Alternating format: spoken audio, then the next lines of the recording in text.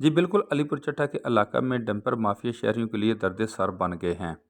आए रोज तेज़ रफ्तारी से हैवी डंपर के उल्टने के वाक़यात मामूलात में शामिल हो चुके हैं। अंग्रेज़ दौर का बना हुआ हैरतनामा पुल जो अपनी मियाद खो चुका है, गुज़श्ता रोज़ तेज़ रफ्तार डंपर इस पर खड्डे होने से नहर लोर चनाब में जा गिरा।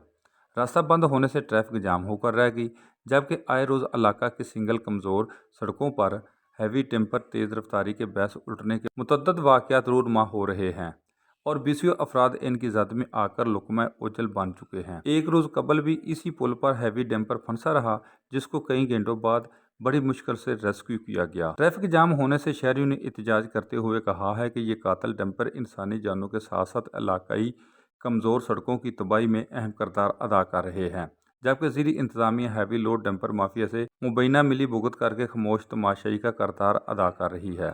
सितम ज़रीफ ये है कि इन पर ड्राइवर गैर लाइसेंस याफ्ता अफराद होते हैं जो शहरियों के लिए सरेआम मौत बांटते फिरते हैं।